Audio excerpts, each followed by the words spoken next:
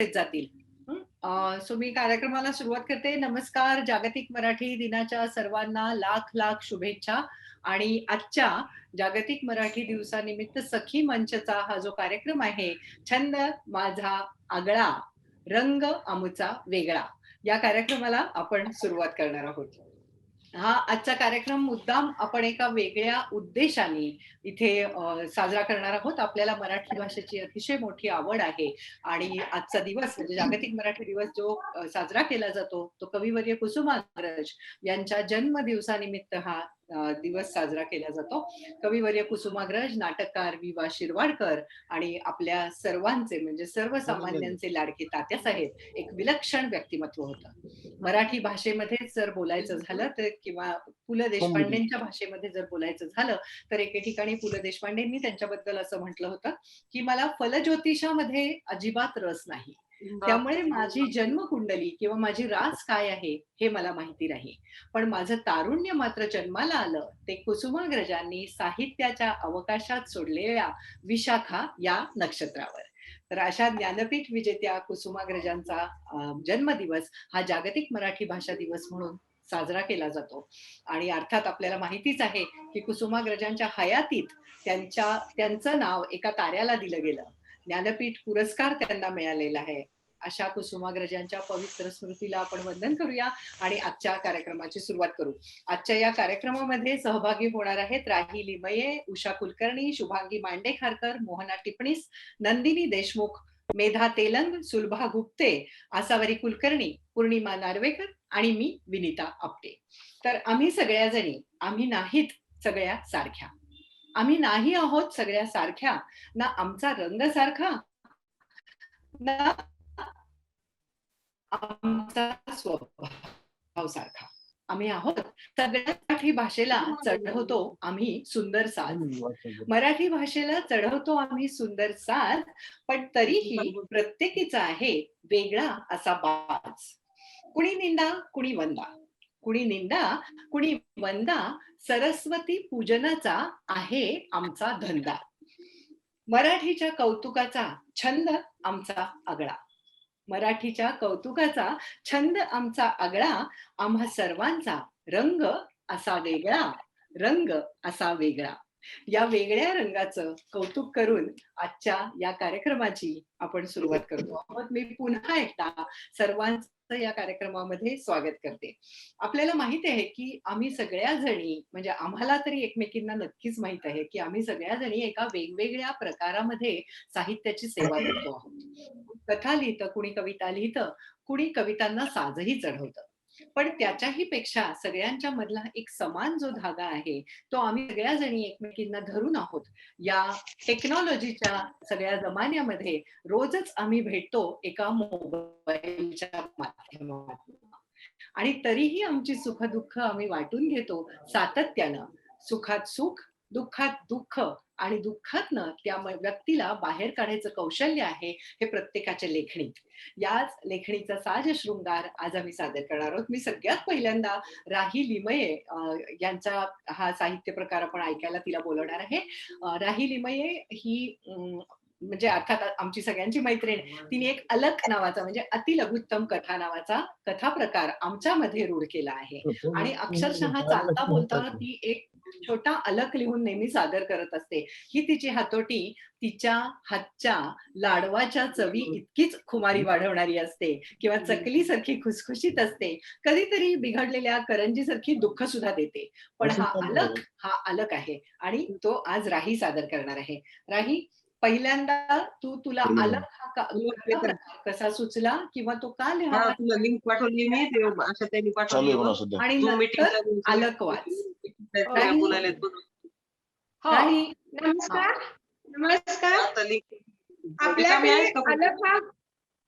आपल्याकडे अलख हा कथा प्रकार डॉक्टर राजेंद्र वैशंपायन यांनी रूढ केला.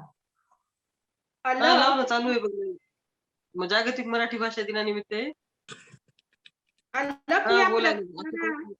कमीत कमी ओळी कथेचा आशय सांगितला जातो. एक मिनिट, मध्ये कोणीही बोलू नका. ज्यांचे माईक ऑन असतील त्यांनी माईक बंद करा. बोल राही तू, आम्ही ऐकतोय. बोलू. हा. अलख या प्रकारात कमीत कमी ओळीत कथेचा आशय सांगितला जातो आणि अलिखित नियम असा की त्याला शीर्षक नसतं. तसंच अलख लिहिताना नामापेक्षा सर्वनामाचा वापर करणं अपेक्षित असतं. तर अलख पहिला. तिची मुलगी आणि जावई कोरोनाने गेले. त्यांच्या 8 महिन्याच्या मुलाला एकटीने सांभाळणं तिला शक्य नव्हतं. तिने दत्तक देण्यासाठी जाहिरात दिली. एक तरुण जोडपं आई वडिलांना घेऊन आलं. सगळी माहिती काढल्यावर त्यांना दत्तक द्यायचं निश्चित झालं. रात्री नातवाला मांडीवर घेतल्यावर हिचे डोळे वाहू लागले. तिने मुलीच्या फोटोकडे पाहिलं. देवकीचा कान्हा यशोदेकडे चाललाय. कृष्णा, मग मी कोण रे? माझा प्राण अडकला इथे. माझ्या माथी अश्वत्थाम्याची जखम दिलीस, कधीच न भरणारी, अविरत भळभळणारी. अलग 2. आजीने प्राण सोडताना हात जोडून नातीला धन्यवाद दिले. आई बाबा आश्चर्याने बघू लागले. नात म्हणाली, मी आजीला महिनाभर माझ्याकडे राहायला आणलं. तिच्या हातात माझं पूर्ण घर, मुख्य स्वयंपाकघर सोपवलं. ती खुश झाली. मी तिची डायरी वाचली होती. आजोबा लवकर गेल्यामुळे सासरी फक्त काबाड कष्ट केले. आपलं घर ही असोशी तशीच राहिली. मुलाकडे आल्यावर आई तू तिला विश्रांती घ्या सांगितलंस. घराचं स्वामित्व तुझ्याकडेच राहिलं. माझं घर ही भावना मनातच मिटून गेली.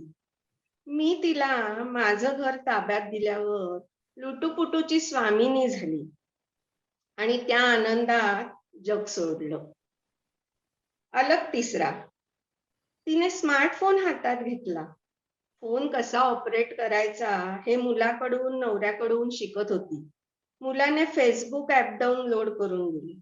काहीतरी लिहावं म्हणून तिने फेसबुक ओपन केलं तर तिच्या समोर वाक्य आलं, व्हॉट्स ऑन युअर माइंड. ती स्तब्ध झाली. आजपर्यंत कोणीच तिला असं विचारलं नव्हतं. इव्हन तिनेही स्वतःला विचारलं नव्हतं, तुझ्या मनात काय आहे.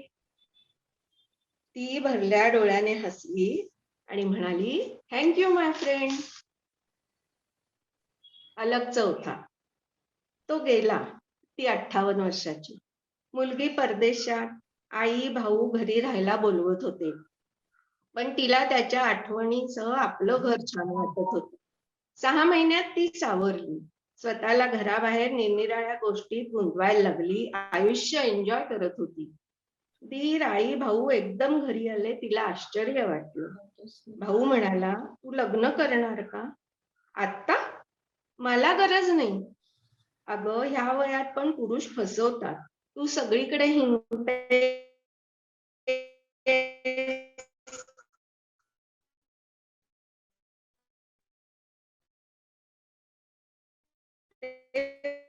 बरं दिसत नाही. ती सुन्न झाली. पण दुर्दैवाने तो गेला. म्हणून मी आनंदात राहायचं नाही का? स्त्री म्हणून मी जगू कधी?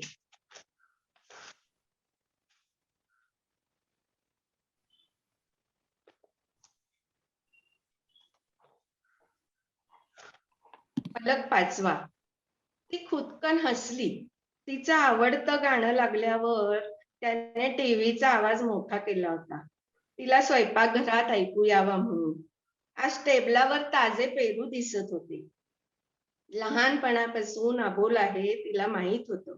तिच्या मैत्रिणी तिची चेष्टा करत, तो तुझ्याशी तरी बोलतो का ग? असं म्हणून हसत. सगळेच तिला हा प्रश्न विचारत. पण लहानपणी त्याने सोसलेल्या दुःखातून तो अबोल झाला होता. त्याच्या छोट्या छोट्या कृतीतून तो ती व्यक्त करत होता. ती तिला उमजत होती.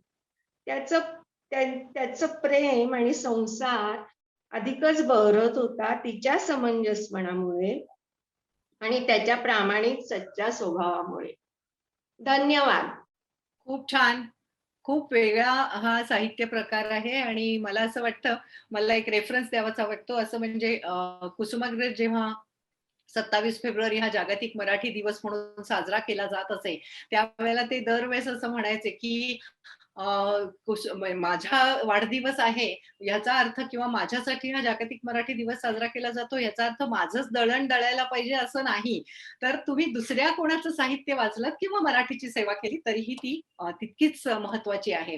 म्हणजे सततच फक्त कुसुमाग्रज म्हणू नका, हा सगळ्यात मोठेपणा या माणसाचा आहे, की आपल्याबरोबर इतरांना किती मान द्यायचा आहे या अशा मोठ्या लोकांकडनं आपल्याला शिकायला मिळतं. राही खूप छान. वेगळा आता आम्ही कधी धन्यवाद. याचा प्रयत्न करू जमलं तर. पण अर्थात तुझा अलख हा तुझा स्वतःचा आहे. यानंतर आपण ऐकणार आहोत उषा कुलकर्णीकडनं गझल, स्वलिखित शायरी. उषा ही उषेप्रमाणे सतत लालिमा पसरत देणारी अशी आमची मैत्रीण आहे.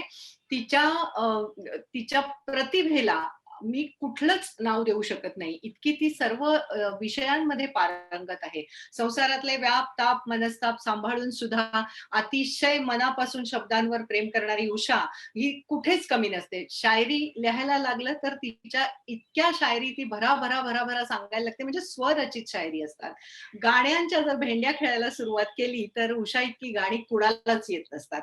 म्हणजे ती फक्त 5 मिनिटं मोबाईलच्या त्या स्क्रीनवर आमच्या येऊन जाते आणि एक अशी झुळूक येऊन, प्रेमाची झुळूक येऊन गेल्यासारखं वाटतं किंवा ज्ञानाची झुळूक आल्यासारखं मला नेहमी वाटतं. उषा, आम्ही तुझ्याकडे वळणार आहोत. तुझ्या शायरी, तुझ्या मनातली शायरी ऐकायची आहे. पुढे गेली उषा. स्वागत आहे. ये बोल.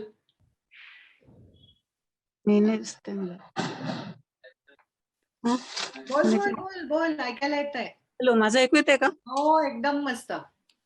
संवेदनशील मनाला शेर, शायरी, गझल आकर्षित करतेच. किंबहुना असे मन मनातल्या मनात कधी ना कधी शेर शायरी करत असते, गझल गुणगुणत असते. मराठी शायरी गझलला भाऊसाहेब पाटणकर, सुरेश भट, भीमराव पांचाळे, प्रदीप निफाडकर, इलाही जमादार यांनी उंचीवर नेऊन ठेवलंय. मनातली शायरी म्हणून मी तुम्हाला इलाही जमादार यांची एक गझल पण वाचून दाखवणार आहे. आता गझलच्या नावाखाली मी जे खरडते ते वाचून दाखवते. मी कधी मागितल्या तुला चंद्र आणि चांदण्या, मी कधी मागितल्या तुला चंद्र आणि चांदण्या, इच्छा होती तुला दिसाव्या माझ्या ओल्या पापण्या. वा, इच्छा होती तुला दिसाव्या माझ्या ओल्या पापण्या. तू स्वप्न पेरत गेलास मी डोळ्यात साठवत गेले, स्वप्न पेरत गेलास मी डोळ्यात साठवत गेले. ठाऊक नव्हते स्वप्न असतात अश्रूंसोबत वाहून जाण्या, ठाऊक नव्हते स्वप्न असतात अश्रूंसोबत वाहून जाण्या. तुझी भरारी शिखर गाठण्या, तुझी भरारी शिखर गाठण्या, मी तळहाताच्या केल्या पायऱ्या. तुझी भरारी शिखर गाठण्या, मी तळहाताच्या केल्या पायऱ्या. तुझ्या यशाचा पुसटसा स्पर्श, तुझ्या यशाचा पुसटसा स्पर्श, पायरीच्या इतक्याच मागण्या. आता एक गझलच्या नावाखाली जे काय खरडलंय ते वाचून दाखवते. वेदना, मूक भाषा वेदनेची तुझं कधी कळणार नाही, मूक भाषा वेदनेची तुझं कधी कळणार नाही. कोरडा व्यवहार तुमचा मज कधी रुचणार नाही. सांग कैसे मग जुळावे बंध आपुल्या अंतरीचे, सांग कैसे मग जुळावे बंध आपुल्या अंतरीचे. ही समांतर रेघ सख्या जी कधी जुळणार नाही. झेप घेसी अंतराळी मज धरित्रीची नव्हाळी. पाकळी फुलवी बळे पण फूल ते फुलणार नाही.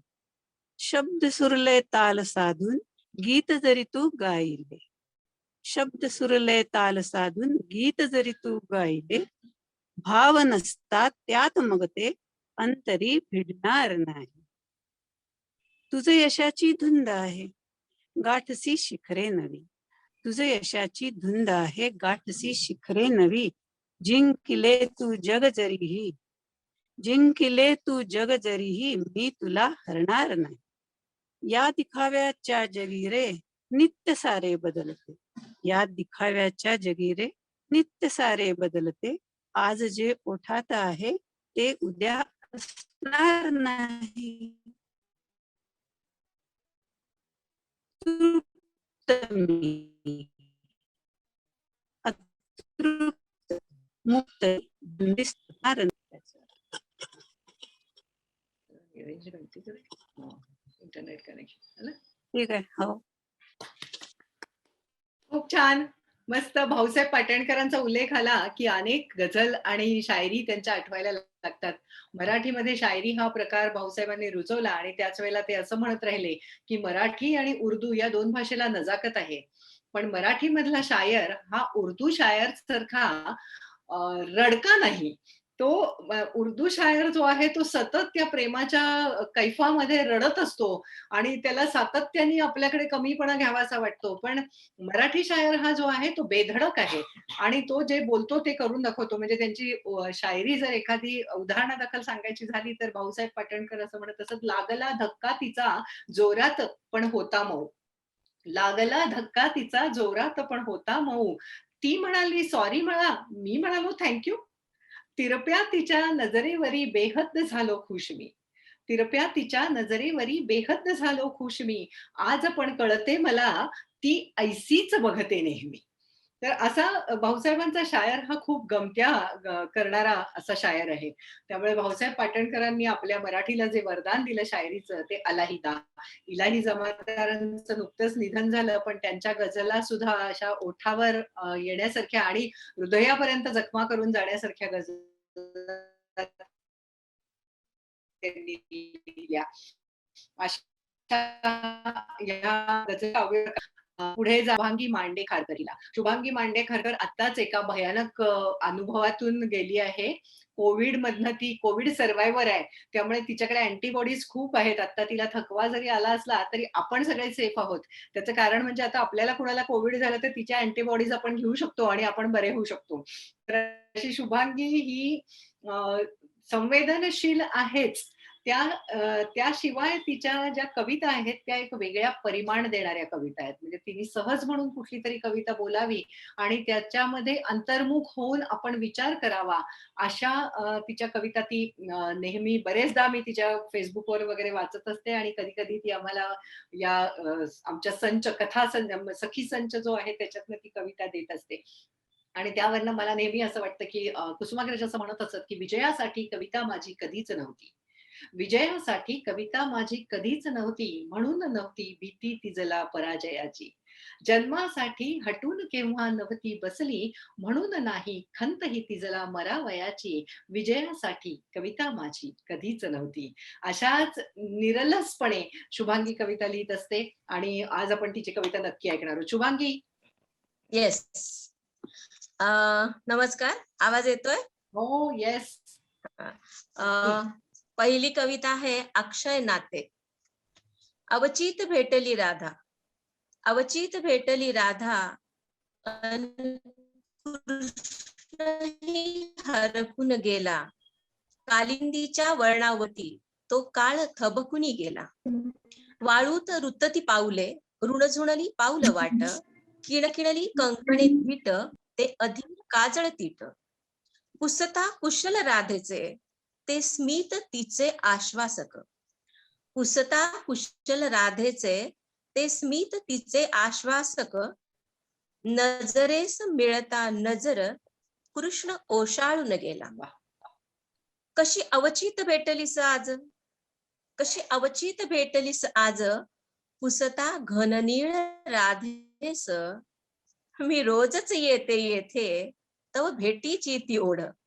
नजरेने उमजले गुज, स्पर्शाविण मिटली आस. नजरेने उमजले गुज, स्पर्शाविण मिटली आस. तू माझा नाहीस आता हे कळले मजला नीट. राधेविण कृष्ण अपुरा, राधेविण कृष्ण अपुरा, कृष्णासह राधा आहे. प्रेमाचे अक्षय नाते, जो करीतो तोची जाणे, जो करीतो तोची जाणे. क्या बात आहे. दुसरी एक कविता आहे. ही एखादी परिस्थिती असू शकते, एखादी व्यक्ती असू शकते, किंवा एखाद्याचं आयुष्य पण असू शकतं. आताशा रागवावसही वाटत नाही तुझ्यावर, आताशा रागवावसही वाटत नाही तुझ्यावर. ते राग लोप, ते रुसवे फुगवे आणि अपेक्षांचं ओझं नकोच वाटतंय आता. ते रागलो, ते रुसवे फुगवे आणि अपेक्षांचं ओझं नकोच वाटतंय आता. माझ्यातली प्रगल्भता वाढलीये की थकलंय माझं मन, माझी समजूत काढता काढता. माहित नाही, पण आताच्या रागवावंसंही वाटत नाही तुझ्यावर. खरं तर इतकंही अंतर पडलेलं नाहीये तुझ्यात माझ्यात. खरं तर इतकंही अंतर पडलेलं नाहीये तुझ्यात माझ्यात. एक हात, एक हाक, एक पाऊल पुरेसं आहे. खरं तर इतकंही अंतर पडलेलं नाहीये तुझ्यात माझ्यात. एक हात, एक हाक, एक पाऊल पुरं आहे. पण अंतर मिटवण्याचा हा अट्टाहासच थकवतोय मला.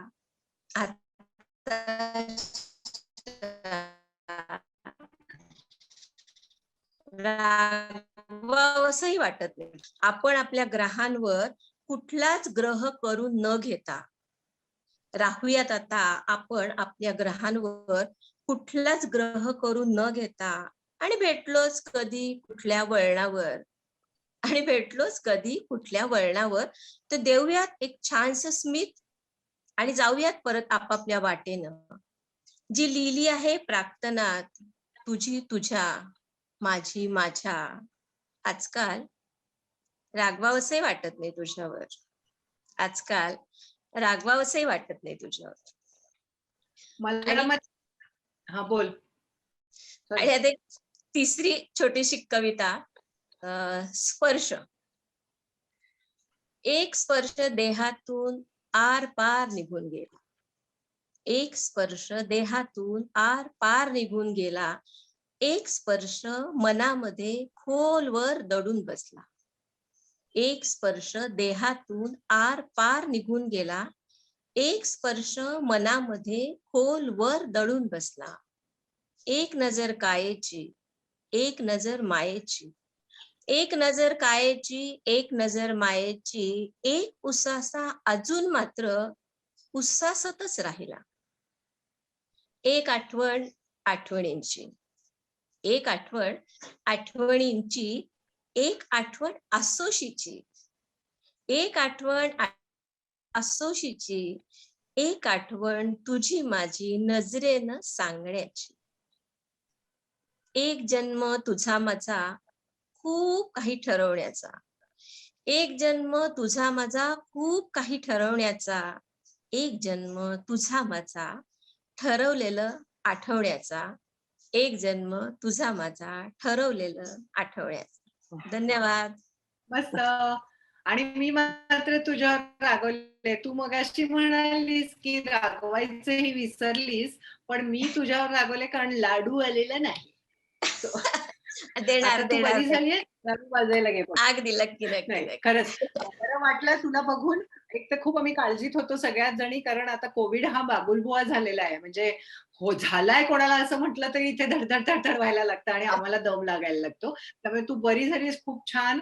आणि अशीच काव्यात मग आनंदात राहा. शब्द हेच आपल्याला स्फूर्ती देतात आणि तेच आपल्या बरोबर सतत असतात. येस, त्यामुळे थँक्यू. शब्दांवर प्रेम करणारी आपण सगळी जण अशाच प्रेमाच्या धाग्यात सतत राहूया आणि असे भेटत राहूया आणि मराठीवरती प्रेम करत राहूया. नक्की या नक्की. शुभांगीचा या काय म्हणता येईल त्याला, शुभांगीचा हा परफॉर्मन्स म्हणजे सचिन तेंडुलकरच्या 100 धावांच्या यानंतर आपण आता धावणार आहोत मोहना टिप्पणीसकडे.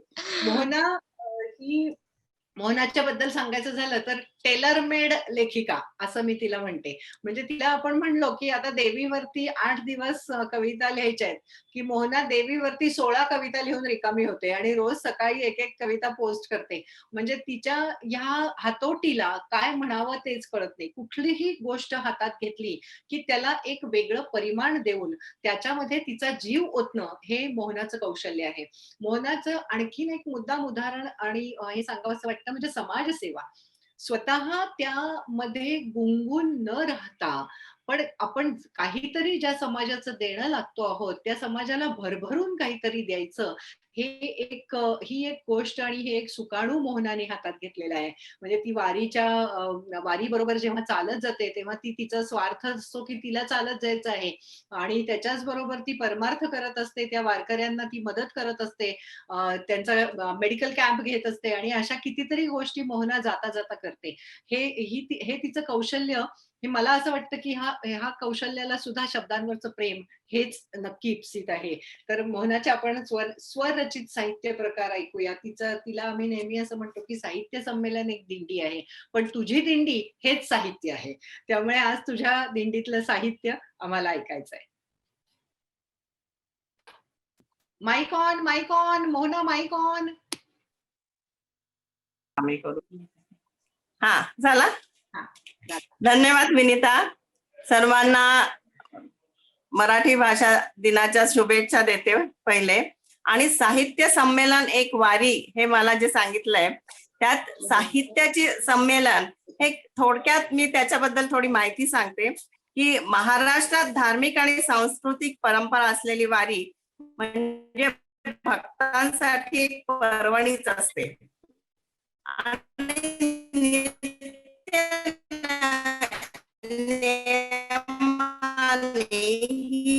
पंढरीची वारी करणारे हजारो हे चालक विठोबाचे. अशा एका इच्छापोटीच वारकरी चुकवत नाही अशी वारी. ही जशी भक्तीची वारी आहे तशीच साहित्याची वारीची परंपरा सुद्धा महाराष्ट्रात समृद्ध मराठी साहित्यात आहे. ज्याप्रमाणे संतांची मांदियाळी आहे त्याचप्रमाणे साहित्यिकांची सुद्धा मांदियाळी आहे. आणि हे साहित्य संमेलनात अखिल भारतीय मराठी साहित्य संमेलनाला खरं म्हणजे एक विशेष महत्व आहे. आणि मराठी साहित्य संमेलनाची खरी सुरुवात झाली ती 11 मे 1878 मध्ये.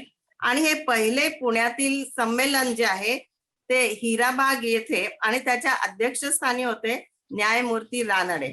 आणि तेव्हापासून ही साहित्य संमेलनाची वारी अशी अखंड चालू आहे आणि अजूनही चालते आणि अजून चालत राहणार. कारण की त्यात अनेक लेखक कवी त्याच्यात ऍड होत जातातच.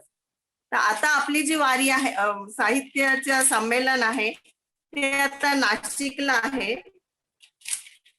तर मराठी दिनानिमित्त मी एक माझी मराठी कविता सादर करते ज्याच्यात ह्या साहित्याचे वारी जी संतांपासून सुरू झालेली आहे त्याबद्दल मी थोडक्यात लिहिलेलं आहे. तर माझी एक मराठी कविता आहे. माझी माय मराठी तिचा सुगंधी भाव, माझी माय मराठी तिचा सुगंधी भाव, तिच्या भाषेचे सौंदर्य घेई हृदयीचा ठाव, तिच्या भाषेचे सौंदर्य घेई हृदयीचा ठाव, तिच्या कौतुकाचे बोल सांगे ज्ञानदेव, तिच्या कौतुकाचे बोल सांगे ज्ञानदेव, राम प्रहरी मधुर वाणीने गाई वासुदेव, राम प्रहरी मधुर वाणीने गाई वासुदेव, दळिता कांडिता ओठी येई गोड ओवी, दळिता कांडिता ओठी येई गोड ओवी, जना मुक्ता संगे एक तरी अनुभवावी, जना मुक्ता संगे एक तरी अनुभवावी. कृष्णाची गीता माय मराठीतून पाझरली, कृष्णाची गीता माय मराठीतून पाझरली, मैत्रीचा संदेश देऊन विश्व शांती मागितली, मैत्रीचा संदेश देऊन विश्व शांती मागितली. तुकारामाची गाथा पाण्यातून कोरडी येई, तुकारामाची गाथा पाण्यातून कोरडी येई, नामदेवाच्या कीर्तनात सारे गाव दंग होई, नामदेवाच्या कीर्तनात सारे गाव दंग होई. आषाढी कार्तिकेला गरजे विठुनामाचा गजर, आषाढी कार्तिकेला गरजे विठुनामाचा गजर, सजतो वैष्णवांचा मेळा काठ आहे भीमा तीर, सजतो वैष्णवांचा मेळा काठ आहे भीमा तीर. माय मराठी मर्द भाषेचे आम्ही शिलेदार, माय मराठी मर्द भाषेचे आम्ही शिलेदार, देता शब्द राजाला आम्ही देतो आपुले शिर. देता शब्द राजाला हाती देतो आपुले शिर. संस्कृतीचे जतन करीत समृद्धीचा वारसा लाभला. संस्कृतीचे जतन करीत समृद्धीचा वारसा लाभला. जगात कीर्ती मिळाली माझ्या माय मराठी भाषेला. जगात कीर्ती मिळाली माझ्या मराठी भाषेला. माझी माय मराठी तिचा सुगंधी भाव.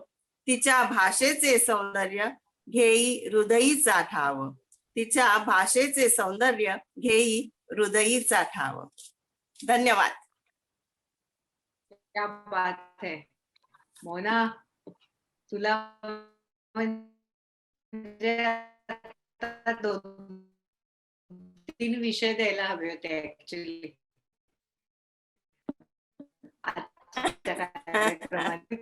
मराठी होती. छान छान. मोनाच्या खरं म्हणजे त्याच्या एक चाल त्याला लगेच सुचू शकेल. मला असं वाटतं आमची आसावरी आहे कविता. खूप छान मोना. आणि एक वेगळाच धन्यवाद. समोर येऊ शकतो मराठीच्या या ह्याच्यातला. तर मला खूप आवडली कविता. आणि आणखीनही तू एखादी तुझी तयार असेल तर वाचू शकतेस. मराठीची म्हणून नाही पण एखादी तुझी 2 मिनिटात. मी बाहेर आहे अगं सध्या लेखीकडे, त्यामुळे माझं काही सध्या नाही आहे. ठीक आहे, पुढच्या वेळेस. मग आता आपण पुढच्या व्यक्तीकडे म्हणजे आमच्या लाडक्या मैत्रिणीकडे वळतो आहोत. नंदिनी देशमुख. ती पण आज महाराष्ट्राच्या बाहेर आहे. हैदराबादहून ती आपल्याशी कनेक्ट झालेली आहे. आणि नंदिनीची पुस्तकं म्हणजे नंदिनीच्या कथा हे तिचं वैशिष्ट्य आहे. एका कथेची गुंफण करत असताना दुसऱ्या कथेचं बीज कदाचित त्या कथेमध्ये असू शकतं, अशा तिच्या वेगळ्या धाटणीच्या कथा असतात. नंदिनीच्या कथा ह्या बऱ्याच विदुषींनी अभिवाचन केलेल्या कथा आहेत असं म्हणायला हरकत नाही. अलीकडेच म्हणजे मागच्या वर्षी तिच्या काही कथा मुद्दामून वाचायला, म्हणजे जो एक कार्यक्रम असा असतो अभिवाचनाचा, तो एका आशय सांस्कृतिक क्लब कडनं केला होता. आणि त्याच्यात नंदिनीच्या कथांचं वाचन माझ्या माहितीप्रमाणे सुबोध भावेनी केलं होतं. आणि अशा नंदिनीचा आता नवीनही एक विनोदी कथासंग्रह येणार आहे बाजारात, लवकरच आपल्याला वाचायला मिळेल. ती कथांच्या या प्रांतातनं बाहेर पडून आता सध्या तिचा बेस आहे अध्यात्म. ती गीता शिकते आहे. नुसती शिकत नाहीये, तिचे 18 अध्याय तोंडपाठ झालेले आहेत. आणि त्याचं सारही ती अत्यंत उत्तम पद्धतीने सांगते. मी आजच्या या मंचावर नंदिनीचं स्वागत करते. आणि नंदिनी, आता आम्ही तुझं सगळेजण ऐकायला तयार आहोत. गुरुर्ब्रह्मा गुरुर्विष्णू गुरुर्देव महेश्वर गुरु साक्षात परब्रह्म तस्मै श्री गुरवे नमः. नमस्कार. मराठी भाषा दिनाच्या आपणा सर्वांना खूप खूप शुभेच्छा.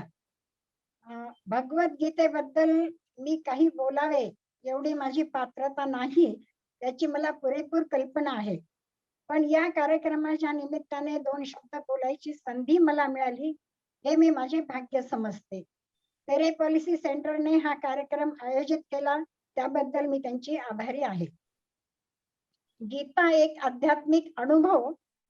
आता आध्यात्मिक अनुभवाबद्दल जर बोलायचं म्हटलं तर मला असं वाटतं की भौतिकतेकडून अज्ञाताकडे जाण्याचा जो आपला प्रवास आहे आणि त्या प्रवासात आपण ज्या काही प्रसंगांना घटनांना अनुभवतो तोच हळूहळू भौतिक अनुभवच एका आध्यात्मिक अनुभवामध्ये बदल होत राहतो. आता माझा हा जो प्रवास आहे तो खूप मोठा आहे, पण त्याबद्दल मी अगदी थोडक्यात सांगते. गीतेचे श्लोक पहिल्यांदा कानावर पडले ते लहानपणी गावाकडे असताना. दिवाळीच्या सुट्टीत आम्ही गावाकडे जात असू आणि त्यावेळेला कार्तिक महिने असल्यामुळे विठोबाच्या देवळामध्ये काकड आरती व्हायची. त्या काकड आरतीला सगळ्या बायका जमायच्या आणि सगळं आरती वगैरे संपल्यानंतर प्रसाद सगळा घेऊन झाल्यानंतर काही बायका मंदिरात बसून 12वा अध्याय म्हणत असत. तर त्या 12व्या अध्यायाचे श्लोक लहानपणापासून सारखे कानावर पडत गेले. त्यानंतर गीतेचा जो संबंध आला तो कॉलेजमध्ये असताना. कॉलेजमध्ये बीएच्या दुसऱ्या वर्षाला असताना आम्हाला 9वा अध्याय अभ्यासाला होता. आता त्यावेळी तो आम्ही फक्त अभ्यासापुरता आणि परीक्षेपुरताच लक्षात ठेवला. उलट ती ज्ञानेश्वरांची ती न समजणारी थोडीशी भाषा आणि श्रीकृष्णाचे संस्कृत मधले श्लोक आणि त्यांनी वापरलेला भूतमात्र शब्द. तर भूतमात्र शब्द म्हटलं की आमच्या डोळ्यासमोर त्यावेळेस ती भूत म्हणजे एक भूत काहीतरी वेगळंच भूत असं असायचं आणि म्हणजे गंमत वाटायची. आणि आम्ही त्या विषयाचा अभ्यास करून त्यावेळेस पास झालो. पण तो सुद्धा अध्याय आणि ते सरांचं शिकवणं ते सुद्धा कुठेतरी मनात आतल्यात खोलवर झिरपत राहिलं. त्यानंतर मग संसाराचं घाट मागे लागलं. मुलींचे शिक्षण झाले, लग्न झाले आणि दिवस जात जात एक एक पाश गळून पडायला लागले. जसे एक पाश गळून पडत गेले तसं भगवद्गीतेचा अभ्यास करण्याची इच्छा पुन्हा उफाळून वर आली आणि काहीतरी करावे असे वाटू लागले. त्यावेळी मग मी असे ठरवले की रोज सकाळी उठल्याबरोबर आधी ज्ञानेश्वरीच्या 100 ओव्या वाचायच्या आणि मग आपल्या रोजच्या कामाला लागायचं. आणि मनात इच्छा असली की वातावरण आपोआपच अनुकूल बनत जातं. माझ्या धाकट्या मुलीचे सासरे तिथेच होते गावामध्ये, नांदेडमध्ये. ते ज्ञानेश्वरीचे अभ्यासक होते. ते भगवद्गीतेचे क्लासेस घेत असत. मी क्लासेस तर अटेंड करू शकत नव्हते नोकरीमुळे, पण तरी आम्ही कधी भेटलो तर मग आमची चर्चा होई, आम्ही त्याबद्दल बोलत असू. ते वेगवेगळ्या स्पर्धा घेत, त्या स्पर्धांमध्ये मी भाग घे आणि मग ज्ञानेश्वरीचा अभ्यास त्या निमित्ताने झाला. त्या निमित्ताने काही श्लोक पाठ झाले, काही ओव्या पाठ झाल्या. आता मला ती गोडी लागली. असे करत करत मग मी गीतेचे अध्याय पाठ करायला सुरुवात केली. रोज सकाळी उठल्याबरोबर एक श्लोक वाचायचा आणि तो मनामध्ये घोळवत राहायचा आणि मग तो पूर्ण पाठ होईपर्यंत म्हणत राहायचा. पुन्हा दुसरा श्लोक घ्यायचा, मग पुन्हा पहिला दुसरा, मग तिसरा घेतल्यानंतर पुन्हा पहिला दुसरा तिसरा, असं जे हे मेमरी गेम खेळतात त्याप्रमाणे मी त्याच्याबरोबर खेळत राहायची. मध्येच एखादा शब्द अडला तर जाऊन पुस्तकात बघायचा आणि असं करत करत माझे 17 अध्याय पूर्ण पाठ झाले. आता 18वा सुरू आहे. त्यानंतर पुन्हा मध्ये मध्ये वाचन होतच. तुकाराम गाथा, ज्ञानेश्वरी, भागवत, दासबोध हे सगळं वाचन म्हणजे एकदा हातात घेतलं की ते पूर्ण वाचल्याशिवाय महिन्याला चैन पडायचं नाही. पण एवढं सगळं करून सुद्धा काय होत होतं की गीतेची संथा आपल्याला मिळाली नाही, ही मला रुखरुख वाटत होती. की मला असं वाटायचं की चांगले उच्चार आपल्याला आले पाहिजेत, थोडासा त्याचा अर्थ समजला पाहिजे, शुद्ध स्वरूपात गीता कशी म्हणायची ते आपल्याला कळलं पाहिजे. असं सांगणारी कोणीतरी एखादी अधिकारी व्यक्ती आपल्याला भेटावी. मी तसं युट्यूबवर बघून वगैरे सोशल मीडियावर वगैरे बघून बराच त्याचा अभ्यास केला, पण तरी माझ्या मनाचं समाधान होत नव्हतं आणि लवकरच तसा योग आला. लॉकडाऊन मध्ये काय झालं की व्हॉट्सअपवर एक मेसेज आला, गीता परिवार तर्फे गीतेची संथा देणारे ऑनलाईन क्लासेस सुरू झाले. अयोध्येच्या राम मंदिराचे कोषाध्यक्ष श्री गोविंदगिरी महाराज यांनी गीता परिवाराची स्थापना केली आणि ते गीतेची संथा देण्याला त्यांनी सुरुवात केली. विशेष म्हणजे हे गोविंदगिरी महाराज मूळचे पुण्याचे आहेत. जगभरातील लाखो लोक गीता शिकू लागले आणि शिकतही आहेत. अजूनही त्यांचे क्लासेस चालू आहेत आणि मी सुद्धा ते क्लासेस अजूनही करते. गीतेमध्ये एकूण 18 अध्याय आहेत. भगवद्गीता हा महाभारतातील एक छोटासा भाग आहे, पण सर्व वेदांचे सार त्यात आहेत. गीतेत एकूण 700 श्लोक आहेत. त्यापैकी 574 श्लोक श्रीकृष्णाच्या तोंडी आहेत, 84 श्लोक अर्जुनाच्या तोंडी आहेत, संजय च्या तोंडी 41 श्लोक आहेत आणि एक श्लोक जो पहिला सुरुवातीचा धर्मक्षेत्रे कुरुक्षेत्रे तो धृतराष्ट्राच्या तोंडी आहे. हे जे 700 श्लोक आहेत त्यापैकी जे 574 श्लोक श्रीकृष्णाच्या तोंडी आहेत ते प्रत्यक्ष श्रीकृष्णाच्या तोंडातून बाहेर पडलेले असल्यामुळे ते विशेष महत्वाचे आहेत. त्याला एक विशेष महत्वाचा एक पवित्रपणा प्राप्त झालेला आहे. सर्व वटवृक्षाचे सार एका लहानशा बीजात एकवटावे आणि त्या बीजातूनच पुढे एका महावटवृक्षाचा विस्तार व्हावा, याप्रमाणे भारतीय तत्वज्ञानाची सर्व प्रकारची वैशिष्ट्ये भगवद्गीतेत समाविष्ट झाली आहेत. गीतेच्या प्रत्येक अध्यायामध्ये श्रीकृष्णांनी एक एक योग सांगितला आहे. गीतेचा 12वा अध्याय हा भक्ती योग आहे. या अध्यायामध्ये श्रीकृष्णाला अर्जुन प्रश्न विचारतो की तुम्हाला कोणते भक्त प्रिय आहेत, सगुणाची उपासना करणारे का निर्गुणाची उपासना करणारे. त्यावेळी भगवान एखाद्या लहान मुलाला आपल्या आईने समजावून सांगावे तसे अर्जुनाला समजावून सांगतात. भगवान म्हणतात, माझी भक्ती करणारा भक्त मला सर्वात प्रिय आहे. आता ही भक्ती कशी करावी हे सुद्धा भगवान बऱ्याच प्रकारांनी समजावून सांगतात. असे जमत नाही का, मग असे कर, मग हे तुला अवघड वाटतंय का, मग मी तुला अजून एक सोपा प्रकार सांगतो. अशा प्रकारे भगवान अर्जुनाला एक एक गोष्ट सांगत जातात. आणि हे समजावून सांगताना 12व्या अध्यायामध्ये 8वा श्लोक असा आहे. श्रीकृष्ण पहिल्यांदा अर्जुनाला सांगतात, मय्येव मन आधस्व मयि बुद्धी निवेशय निवसिष्यसि मय्येव अत ऊर्ध्वन्न संशयः. हे अर्जुना, माझी भक्ती करताना तू त्यात मन आणि बुद्धी दोन्हींचा उपयोग कर, म्हणजे त्यात तुला यश मिळेल आणि माझी प्राप्ती होईल, यात मुळीच संशय नाही. ज्ञानेश्वर माऊलींनी खूप सुंदर भाषेमध्ये याचे विवेचन केले आहे. माऊलीच्या भाषेत सांगायचे झाले तर ते म्हणतात, अरे बुद्धीचा निश्चय करून तुझी मनोवृत्ती एका माझ्याच स्वरूपी जोडलेली असू दे. तुझे मन आणि बुद्धी माझ्या ठिकाणी प्रेमाने जडली की तू मलाच प्राप्त होशील. समजावून सांगण्याची माऊलीची हातोटी बघा. त्यात त्यांनी अगदी हळुवारपणे प्रेमाने हा शब्द घुसडलाय. मन आणि बुद्धी लाव, पण ती सुद्धा प्रेमाने. प्रत्यक्ष भगवान बोलत आहेत आणि ज्ञानेश्वर माऊली आपल्याला ते समजावून सांगत आहेत. या आनंदाच्या सोहळ्याचे वर्णन माझ्यासारख्या पामराने काय करावे. त्यानंतर माऊली उदाहरणासहित आणखी स्पष्टीकरण देतात. ते म्हणतात,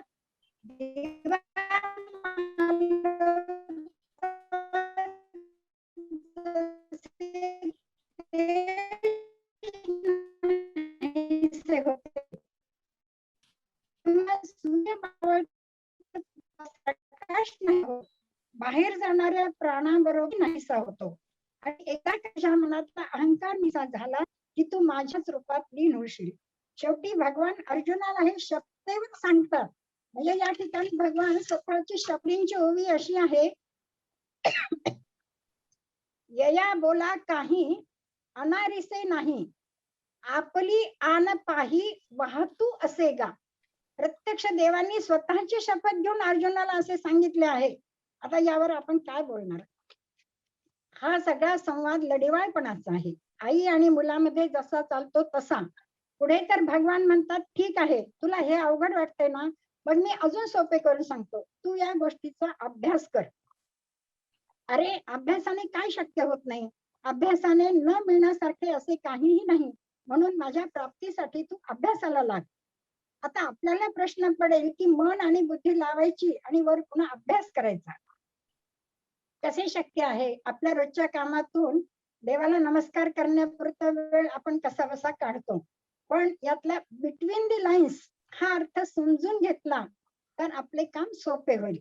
भगवान म्हणतात, तू माझी पूजा करू नको, जप करू नको, मंदिरात नाही गेलास तरी चालेल, पण तू जे काही काम करशील ते काम तू माझ्यासाठी करतो आहेस असे समज. मनात माझे स्मरण कर, माझी मूर्ती डोळ्यासमोर ठेव आणि काम करत राहा. तू माझा भक्त होशील, कारण प्रत्येक प्राणी मात्रात मी अंतर्भूत आहे. आता आपले रोजचेच उदाहरण घ्यायचे झाले तर आपण रोज स्वयंपाक करतो. तो करताना हा स्वयंपाक आपण परमेश्वरासाठी बनवतो आहोत. एवढे जरी मनात ठेवून स्वयंपाक केला तरी काय जादू होते बघा. आणि प्रत्यक्ष देवाने हे शब्देवर सांगितले आहे, त्यामुळे त्याबद्दल आपल्याला संशय घेण्याचा प्रश्नच नाही. शेवटी जाता जाता थोडक्यात एका गोष्टीबद्दल बोलल्याशिवाय राहत नाही, ती म्हणजे ज्ञानेश्वर माऊलींची भाषा, त्याचा गोडवा. अमृता तेही पैजा जिंके अशी ही मराठी भाषा, आणि तीही माऊलींच्या तोंडून. ती वाचताना स्वर्गसुख यापेक्षा वेगळे काय असे असणार असे वाटते. काही काही शब्द अक्षरशः वेळ लावतात. मी कितीदा तरी ती ओवी ते शब्द पुन्हा पुन्हा वाचते आणि आनंदाने नाचते, पण मनातल्या मनात नाचते हा, नाहीतर लोक काहीतरी वेगळाच अर्थ घेतील. आता वरील ओवीतच बघा ना, माऊली म्हणतात, या बोला काही अनारिसे नाही, आपली आन पाही वाहतू असे गा. त्याचे सौंदर्य मी काय वर्णन करू? 2-4 वेळेला तुम्हीच मनातल्या मनात वाचा आणि बघा. असे कितीतरी शब्द माऊलीने वापरले आहेत. रोजच्या व्यवहारातील कितीतरी उपमा देऊन समजावून सांगितले आहे. भाषेचा तो गोडवा, त्यात मिसळलेले माऊलींचे प्रेम, भक्ती, गुरुबद्दलची भक्ती, परमेश्वराबद्दलची भक्ती, अर्जुनाबद्दल वाटणारी आत्मीयता आणि समस्त मानव जातीच्या कल्याणाची भावना माऊलींच्या एका एका शब्दातून प्रगट होते. हा खरं तर पूर्णपणे एक वेगळाच विषय होईल. त्यामुळे तुर्तास इथेच थांबू. जय श्री कृष्ण. धन्यवाद नंदिनी. खूप छान विवेचन तुझं, आणि तू म्हणालीस ते मला अगदी पटलं की रोजचा स्वयंपाक देवासाठी केला आहे असं आपण म्हणून जर केला तर त्याचा स्वाद वेगळा येतो. जसं सत्यनारायणाचा प्रसाद असा रोज आपण शिरा जरी तेवढ्या प्रमाणात केला तरी त्याची चव ही सत्यनारायणाच्या दिवशी जी असते ती कधीच येत नाही. त्यामुळे हे वाक्य मला अतिशय पटलेलं आहे आणि सर्वांनाच पटलं असेल. मला एक मुद्दाम तुला सांगावं असं वाटतं की तुझ्या लेखनाला आता एक वेगळी धार आली पाहिजे. जसं पांडवांनी वनवासात जाताना त्यांची सगळी अस्त्र जी होती ती शमी वृक्षाच्या ढोलीत ठेवली आणि त्यामुळे ती त्यांना अधिक तेजस्वी आणि अधिक ओजस्वी करून ती त्यांना परत मिळाली. तसंच कुसुमाग्रजांच्या लेखणीबद्दल मी नेहमी म्हणते की सामाजिक विषय आणि अशा सगळ्या गोष्टी जेव्हा त्यांच्याकडे यायच्या किंवा समाजाविषयी बोलण्याची त्यांची जी आत्मीयता होती त्यामुळे त्यांची लेखणी ही अधिक तेजस्वी झाली. तशीच या आता अध्यात्माच्या तुझ्या प्रगतीमध्ये आणि या सगळ्या वाचनामुळे तुझी लेखणी सुद्धा अशीच छान बहराला येऊ दे आणि आम्हाला अतिशय उत्तमोत्तम पुस्तकं तुझ्याकडनं वाचायला मिळू दे, ज्याच्यामधनं कमीत कमी शब्दातला चांगला आशय आमच्यापर्यंत पोहोचेल आणि आम्ही अधिकाधिक प्रगल्भ होत जाऊ. धन्यवाद नंदिनी. फार छान तू सांगितलंस आणि मला असं वाटतं आपण सगळ्याच जणी आता गीता पाठ करायला लागूया. नंदिनी, क्लास तू घ्यायचा आहेस. आता मी याच्यानंतर मेधा, मला खूप बोलावंसं वाटतं मध्ये मध्ये, कारण मला बडबड करायची सवय आहे आणि श्वास घ्यायचा असेल तर बोलावं लागतं, नाही तर मला ऑक्सिजन मिळत नाही. पण वेळ कमी आहे त्यामुळे मी मेधा तेलंगकडे वळणार आहे. मेधाच्या आता नवीनच गोष्टी, कथा सॉरी कवितांना म्हणजे त्याला गीत रूप मिळालेलं आहे आणि त्याचं रेकॉर्डिंगही तिने एकदा दोनदा आम्हाला ऐकायला पाठवलं होतं. पण तिच्या तोंडनं ह्या कविता ऐकण्याचा जो आज आपला उपक्रम आहे तो सगळ्यांना नक्की आनंददायी ठरेल. Medha, over to you.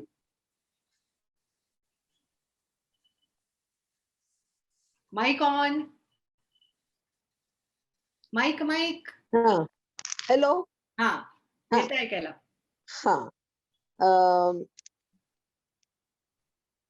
Marathi कविता, मराठी दिन, मराठी भाषा यासाठी आपण सगळेजण आसुसलेले आणि अतिशय प्रेमाने मराठीकडे पाहणारे सगळेजण आहोत. मुख्य म्हणजे मराठी दिनाच्या सगळ्यांना हार्दिक शुभेच्छा. एक 2-3 कविता छोट्या छोट्या वाचण्याची इच्छा आहे. त्याच्यामध्ये सगळ्यात पहिल्यांदा जीवाचे तो मनात देव नाही देव्हाऱ्यात हृदयात तो असतो.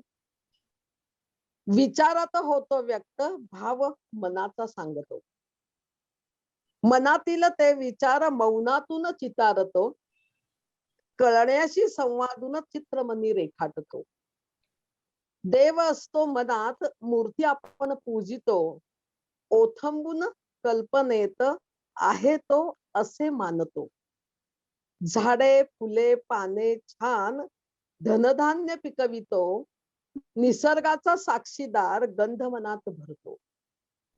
प्रत्येकाचा तो वेगळा भाव एकच असतो. आशीर्वाद द्यावा त्यांनी नमस्कार मी करतो. नमस्कार मी करतो. असं मनातला देव आहे. हा मनातला देव आहे, तसा भाषेचा देव आहे, शब्दांचा देव आहे. आणि तो शब्दांचा देव मी आज कवितेतून परत माय मराठी या कवितेतून व्यक्त करते, की जी आज आपण भाषा दिनासाठी म्हणून एकत्र जमलोय, त्यासाठी शब्दांबद्दलचं माझ्या मनातलं कौतुक. माय मराठी. शब्दांच्या जाणीवा, शब्दांच्या नेणीवा, शब्दांच्या अनुभूतीत शब्द अंकुरावा. शब्दांच्या जाणीवा, शब्दांच्या नेणीवा, शब्दांच्या अनुभूतीत शब्द अंकुरावा. शब्द जिचे श्वास, अर्थ तिचा ध्यास,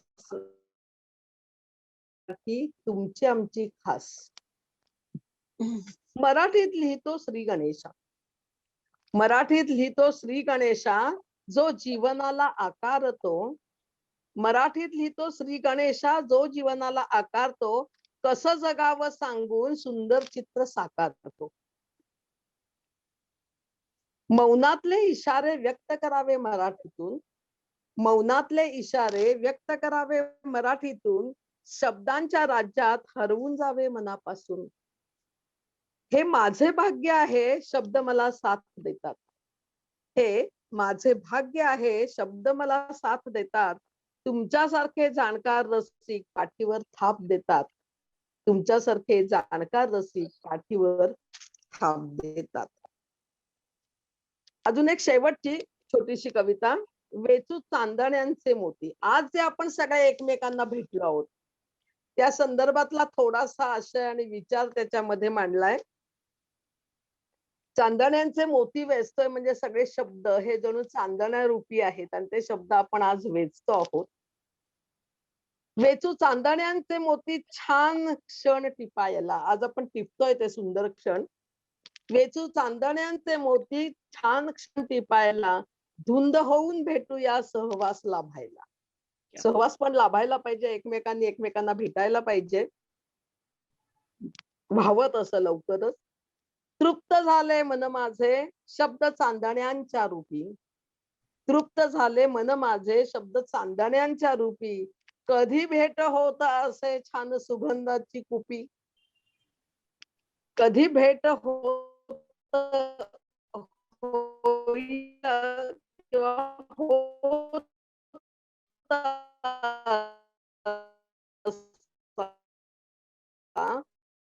छान सुगंधाची कुपी. शब्द झाले चांदण्याचे मी घ्या. झाले चांदण्यांचा. सहवास हा आठवे मोकळा वारा जसा. सहवास हा आठवे मोकळा वारा जसा. भेट होते आपुली ती शब्दातून सांगू कसा. माझे भाग्य आहे असे शब्द आनंदाचे झाले. माझे भाग्य आहे असे शब्द आनंदाचे झाले. व्यक्त व्हावे वाटले शब्द आपोआप आले. व्यक्त व्हावे वाटले शब्द आपोआप आले. शब्द आपोआप आले. धन्यवाद. खूप छान.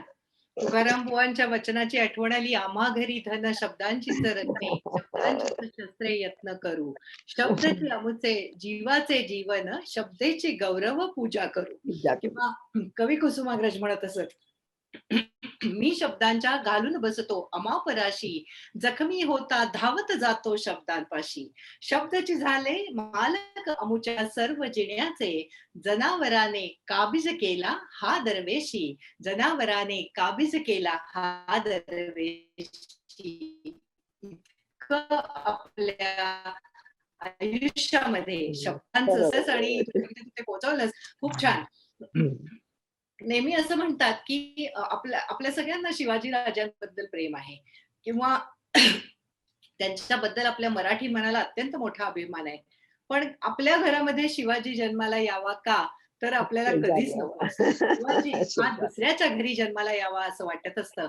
आणि अशा वाटणाऱ्या ह्या आपण सगळ्या या समाजामध्ये जे राहत असतो त्या सगळ्यांना सैनिकाच्या पत्नीचा आणि सैनिकाचा अत्यंत मोठा अभिमान असतो.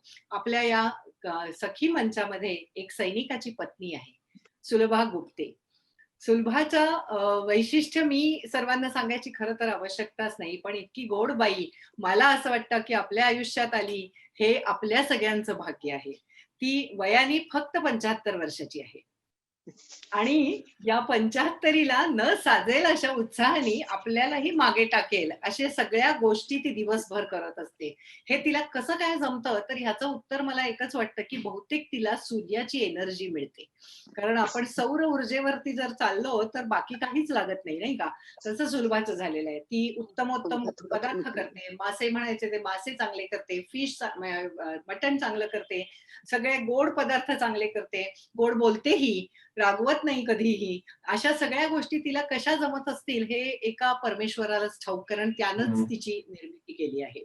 पण सुलभा आपले पतिराज आघाडीवर असताना जी घरातली आघाडी सांभाळत होती, त्याचबरोबर ती नोकरी पण करत होती, त्याचबरोबर ती 2 जुळ्या मुलांचं संगोपन करत होती आणि अशा सगळ्या ह्याच्यामध्ये सुद्धा तिच्या सगळ्या जाणीवा, सजग जाणीवा ठेवून संवेदनशील तिचं मन हे पेपर्सच्या पेपर, कुठल्यातरी कथा, कुठल्यातरी कविता असं सगळं लिहून ते एक बाड सांभाळत होती. अशी ही सुलभा हिच्या आपण आघाडीवरच्या पत्नीच्या कथा आपण आता ऐकणार आहोत. सुलभा, रडू नकोस. आघाडी म्हणजे फ्रंट ना? हा, फ्रंट. नमस्कार. आज 27 फेब्रुवारी कुसुमाग्रजांचा जन्मदिन.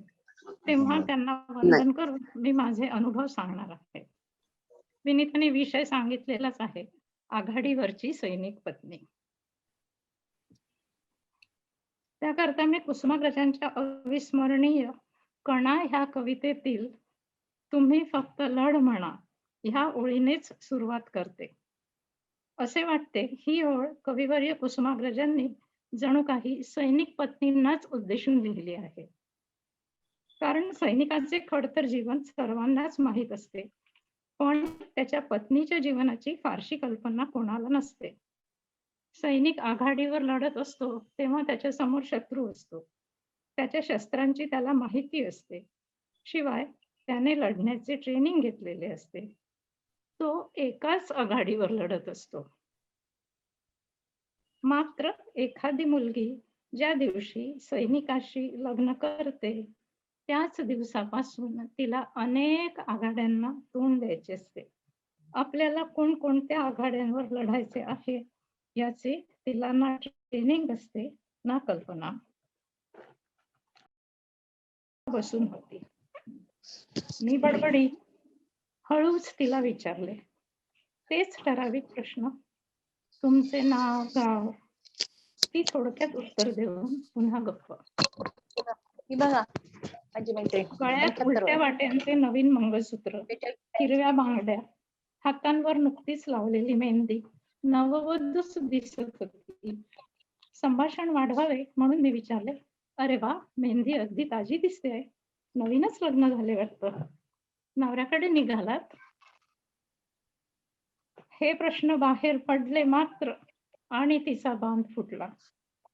ती भडा भडा भडा बोलू लागली. हो, 15 दिवसापूर्वी लग्न झाले. नवरा आघाडीवर ड्युटीवर गेला. लग्न झाले आणि संपलेही. आता मी नवऱ्याकडेच निघाले, पण त्याच्या अंत्यदर्शनाला आणि अस्थी आणायला. अस्थी आणायला शब्द ऐकले मात्र माझी वाचाच बंद झाली. तिने एक मोठा आवंडा लिहिला व पुढे बोलू लागली. परवाच आर्मी हेडक्वार्टरचा टेलिग्राम आला. सरहद्दीवर शत्रूशी मुकाबला करताना तुमच्या पतीस वीरमरण आले आहे. आर्मीच्या नियमानुसार बॉडी फक्त 3च दिवस ठेवता येईल. तरी तुम्ही ताबडतोब दिल्लीस या. तेथेच अंत्यसंस्कार होतील व अस्थी तुम्हाला मिळतील. ताबडतोब निघाले. अंत्यदर्शन तरी मिळेल. सासू सासरे वयोवृद्ध आहेत. आता माझी जीवन लढाई सुरू म्हणत तिने अश्रू मागे सारले व गप्प झाली. ही आठवण सांगण्याचे कारण म्हणजे मी पुढे स्वतःची आठवण सांगणार आहे, तिच्याशी ही निगडीत आहे. 10 ऑगस्ट 1965चा तो दिवस. 48 तास प्रवास करून फिरोजपूरला पोचले. दिल्लीला ट्रेन बदलावी लागली. तिकडे बहुतांश पंजाबी बोलणारे लोक. ट्रेन बदलणे हेही दिव्यच. मिनी आघाडी. फिरोजपूरला उतरून कशी बशी रिक्षाने कॅन्टोन्मेंट गाठले. रिक्षावाल्याला फक्त कॅन्ट हा एकच शब्द येत होता. कुठे जायचे, कसे जायचे, भलतीकडेच नेले तर. स्टेशन पासून कॅन्ट 10 किलोमीटर. कॅन्ट हद्द सुरू झाल्यावर सर्वत्र युनिफॉर्मधारी सैनिक दिसू लागले. त्यामुळे युनिटचे व नवऱ्याचे नाव सांगत सांगत बसे बसे घर गाठले. फिरोजपूरला स्वतःच्या घरात जेमतेम 20 दिवस 30 तारखेपर्यंत राहिलो. उत्साहाने घर लावले, बाग तर खूपच लावली. 1 सप्टेंबरला अंबाला येथे गेलो. डिव्हिजनल वॉटर पोलोच्या स्पर्धा होत्या. माझे मिस्टर रेफरी होते. आयुष्यात प्रथमच वॉटर पोलो खेळ पाहिला. रेफरीची बायको म्हणजे पहिल्या रांगेत बसून खेळ पाहिला. मज्जा आली. 4 सप्टेंबरला रात्री फिरोजपूरला जाणाऱ्या ट्रेनमध्ये चढलो. संपूर्ण ट्रेन मिलिटरी स्पेशल, सैनिकांनी खच्चून भरलेली. प्लॅटफॉर्मवर सैनिकच सैनिक. मिस्टरांनी विचारले, उत्तर मिळाले, साहब सरहद पर गोलाबारी शुरू हुई है. मिस्टर काय ते समजले. मध्यरात्री फिरोजपूरला पोचलो. मिस्टर सरळ ऑफिसर गेले. त्यांना ताबडतोब त्यांचे युनिट घेऊन कुठे जायचे ती ऑर्डर मिळाली. पहाटे 5 वाजता पोचायचे होते. पहाटे 3:30ला निघायचे होते. रात्री 3 वाजता मिस्टर घरी आले. एकच वाक्य, मला ताबडतोब आघाडीवर जायचे आहे. 2 युनिफॉर्म, आर्मीचे मोठे बूट, हेल्मेट व पर्सनल स्टेनगन घेतली. झाली तयारी. काही बोलायला, सांगायला, विचारायला, बरं का विनीता, प्रश्न विचारायला वेळ नव्हता. दारात जीप 2:15लाच येऊन टेपली. 15 मिनिटात तयारी झाली सुद्धा. मी मुकाट्याने समोर उभी होते. नवऱ्याच्या हातावर दही साखर देऊन मी बाजूला अश्रू आवरत उभी. रडायचे नाही सुलभा, खंबीर हो. मला अश्रूंनी निरोप देऊ नको. लढताना वीरमरण आलेच तर तुझा हसरा आनंदी चेहरा समोर दिसला पाहिजे. दुसरे लग्न कर, पण आनंदात राहा. इतके बोलत त्यांनी जीप मध्ये उडी मारली सुद्धा. माझ्या वीर योद्ध्याला मी उसने हसून निरोप दिला. तिकडे मी मात्र गाडीत भेटलेल्या मुलीचा विचार करत होते. रात्र अधिकच गडद, अंधारी, भयाण वाटत होती. ट्रेन मध्ये भेटलेल्या मुलीवर जी वेळ आली ती वेळ आपल्यावर तर येणार नाही ना. ही भेट, हा निरोप, हे अवक्षण शेवटचेच तर ठरणार नाही ना. तिकडे सरहद्दीवर घनघोर युद्ध सुरू होते. दुसऱ्याच दिवशी आमच्या घरासमोरच्या ॲम्ब्युलन्स डेपोवर पाकिस्तानने बॉम्ब हल्ला केला. डेपो व घराच्या मध्ये फक्त रस्ता, जेमतेम 30 फुटांचे अंतर. या भयंकर रणधुमाळीतही माझ्या मिस्टरांनी ऑफिसमध्ये बिनतारी संदेश पाठवला. मैडम को बोलना पूरा घर पैक कर दो. आज रात अग्रवाल नामक LIC एजेंट, म्हणजे अनोळखी हो, मी न पाहिलेला, अग्रवाल नामक एजेंट आकर आपको ट्रेन पर चढ़ा देगा. मुंबई में मेरे माता पिता के पास जाना, उनको धीरज बंधाना. मैं शहीद हो गया तो उन्हें संभालना. ही आमची आणखीन एक आघाडी. संपूर्ण घर पॅक केल्यामुळे 6 तारखेला कडकडीत उपास घातला. चहा सुद्धा नाही. ही गंमत पुढे कधीतरी. कडक वटपौर्णिमेचाच उपास जणू. युद्ध 21 तारखेपर्यंत चालले. फक्त रेडिओवर बातम्या ऐकणे. दूरदर्शन नव्हतेच. त्यामुळे रेडिओवर काय न्यूज लागणार ही धडधड धडधड धडधड. आता काय बातमी येणार, आता काय बातमी येणार. युद्धावर आघाडीवर गेलेला नवरा तब्बल 6 महिन्यांनी परतला. तो नॉन फॅमिली स्टेशनला बदली झाल्याची बातमी घेऊनच. पुन्हा सेपरेशनचे औक्षण, विरह, माझी रवानगी सासरी. आयुष्यात पुढे अनेकदा हे प्रसंग आले. मी अनेकदा अनेक आघाड्यांवर लढत राहिले.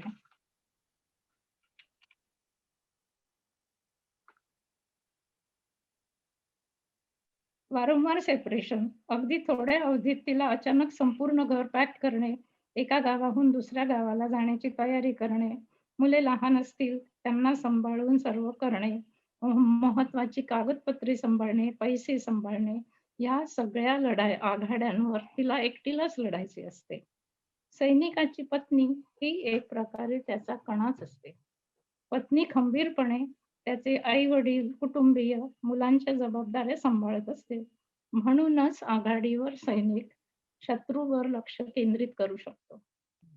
इथे जरी मी वैयक्तिक अनुभव सांगितला तरी ते सर्वच सैनिक पत्नींचे प्रातिनिधिक अनुभव आहेत.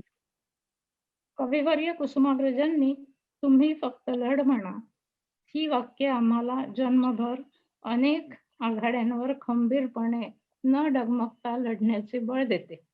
त्याच बळावर मी माझी जीवन लढाई लढत आहे, पणा ताठ ठेवून. धन्यवाद. खूप छान. किती सर्वसामान्य लोकांना याची सुतराम सुद्धा कल्पना येणार नाही असं हे आयुष्य.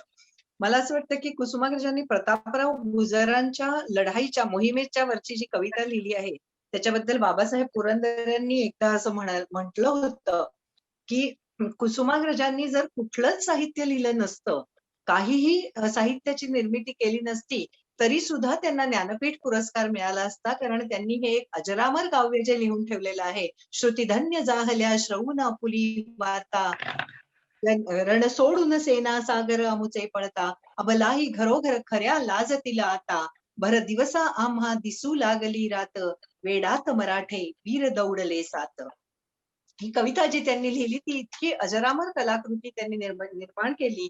आणि त्याशिवाय बाजीप्रभू देशपांडेंच्या जीवनावर त्यांनी लिहिलेली जी कविता आहे, सरणार कधी रण खरो मी कुठवर साहू घाव शिरी, किती अप्रतिम वाक्य आहेत ही, की सरणार किती कधी रण, म्हणजे तो बिचारा लढतो आहे. अर्थात या अशा अनेक कविता आपल्याला सांगता येतील की ज्याच्यामध्ये युद्धाचं वर्णन आहे, पण ह्या वर्णन वाचताना आपल्याला स्फूर्ती येते, पण प्रत्यक्षात युद्धावर गेलेल्या पतीची पत्नी काय सहन करत असते किंवा युद्धावर नसलेल्या पतीची पत्नी सुद्धा काय सहन करत असते हे सुलभा तुझ्या अनुभवातून कळलं.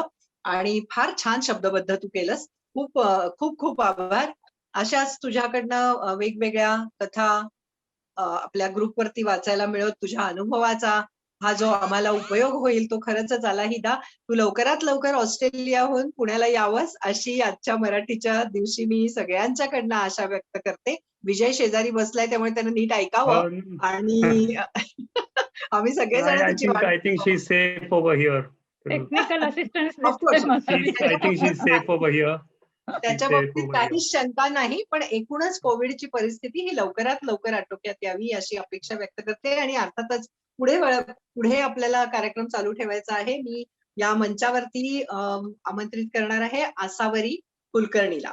आसावरी ही आमची यंग सखी मंच मधली सगळ्यात यंगेस्ट मुलगी गायिका आहे. नुसतीच गायिका आहे असं नाही, तर ती प्रयोगशील संगीतकार आहे असं मी नेहमी म्हणते. तिला कुठलीही गोष्ट पाठवली की ती पटकन तिच्या पद्धतीने त्याला संगीत लावते आणि त्याच्यानंतर ते हळूच म्हणते आणि आम्हाला पाठवते. त्यामुळे खूप वेगवेगळ्या गोष्टी ऐकायला मिळतात. संगीतातला नवीन येणारा प्रवाह कळतो. आणि अशा म्हणून मला आसावरीचे आभार मानावेसे वाटतात की अशा प्रकारच्या या छोट्या छोट्या गोष्टींमुळे खूप नवीन गोष्टी कळतात. आसावरी तुझ्यामुळे. आता आम्ही तुझ्याकडनं ऐकणार आहोत आजच्या मराठी दिवसानिमित्त तुझ्याकडनं एखादं गीत. धन्यवाद विनीता. आणि माझ्या सगळ्या सख्यांना आणि आपल्या या कार्यक्रमासाठी उत्सुकतेनं आणि खूप छान उत्साहाने जॉईन झालेले जे नवीन मेंबर्स आहेत त्यांना सुद्धा मराठी राजभाषा दिनाच्या हार्दिक शुभेच्छा. आपले गीतकार किंवा कवी गीतकार हे सतत क्रियाशीलतेने लिहिते असतात आणि प्रत्येकालाच कुठेतरी असं वाटत असतं की आपले काही गीतं, आपले काही शब्द हे शब्दबद्ध व्हावेत संगीताच्या माध्यमातून. तर अशाच रचना वेळोवेळी चित्रपटांपेक्षाही आता सध्या वेगवेगळे जे माध्यम आहेत त्यामधून येत असतात आणि काही रचना खूप गाजतात.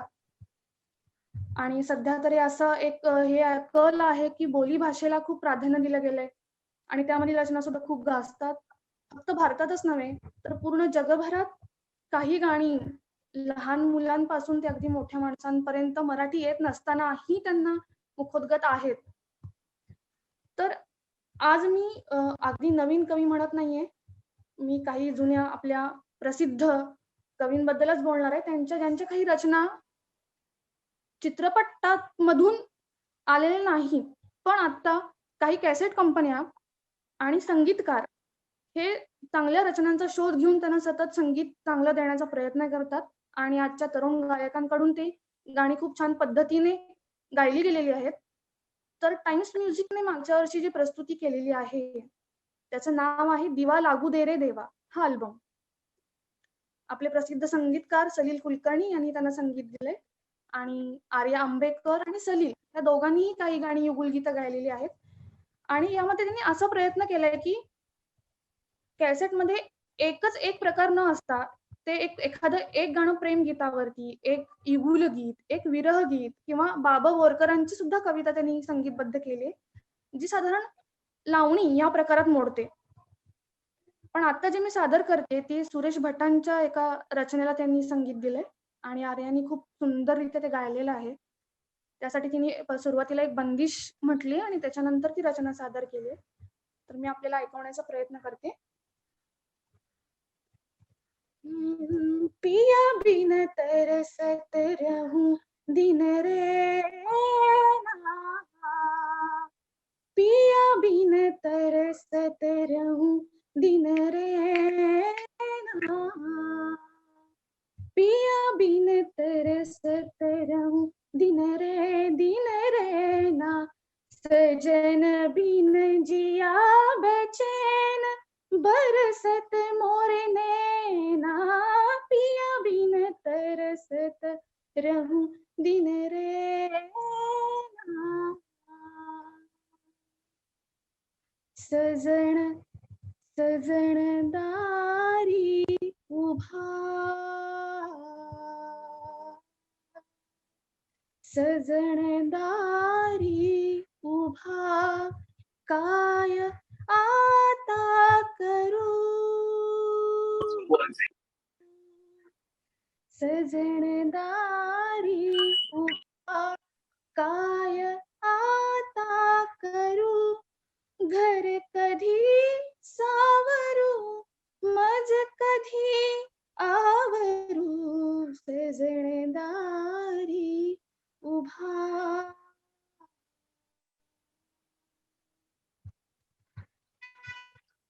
मीन केली सखी अजून वेणी फणी, मीन केली सखी अजून वेणी फणी, मीन पुरते मला निरखले दर्पणी, अनसडाहीन मी टाकिला अंगणी, राहिले नाही, राहिले नाहणे, कुठून काजळ भरू, घर कधी आवरू, मज कधी सावरू, सजन दारी उभा.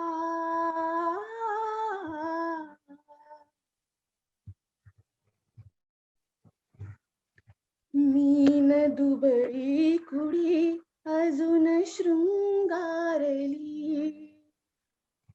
मीन सगळीच ही आसवे माळली, मीन दुबळी कुडी अजून शृंगारली, मीन सगळीच ही आसवे माळली, प्राण पूजा नाही अजून मी मांडली, काय दारा तुम्ही, काय दारा तुम्ही, परत मागे फिरू, काय दारा तुम्ही, परत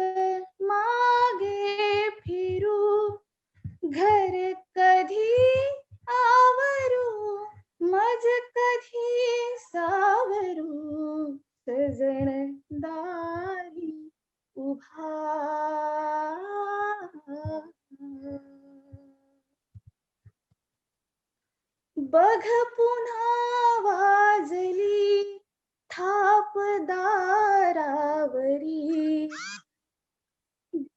पुन्हा वाजली थाप दारावरी, हीच मी ऐकिली जन्म जन्मांतरी, हीच मी ऐकिली जन्म जन्मांतरी, हीच मी राधिका तोच हा श्रीहरी, हृदय माझे कसे,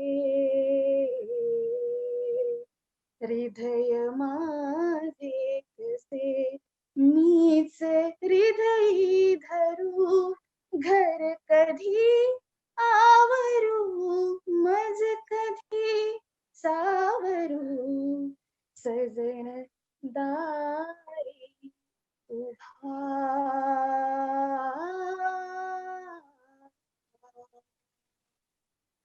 धन्यवाद.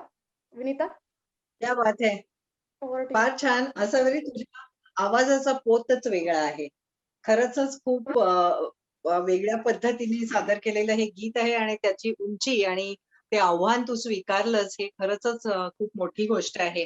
आजच्या अल्बम्स मधनं येणारं हे जे संगीत आहे ना, ते आमच्या पूर्वीच्या पठडीतल्या संगीतापेक्षा खूप वेगळं आहे आणि कानाला गोड वाटतं, पण ऐकायला आणि बोलायला ते जास्त अवघड आहे याची मला पूर्ण कल्पना आहे. धन्यवाद आसावरी. पुन्हा एकदा तुझे आभार मानते, कारण अशा शाब्दिक कार्यक्रमामध्ये एक स्वर साज असलेलं काहीतरी हे झालं की ते एक वातावरण वेगळीच वातावरण निर्मिती होते. कुसुमाग्रजांच्या अनेक कवितांना सुद्धा कितीतरी वेगवेगळ्या पद्धतीच्या चाली लोकांनी आता लावलेल्या आहेत. पृथ्वीचं प्रेमगीत सुद्धा एका वेगळ्या चालीमध्ये, वेगळ्या ढंगामध्ये लोकांना आजकाल ऐकायला मिळतं.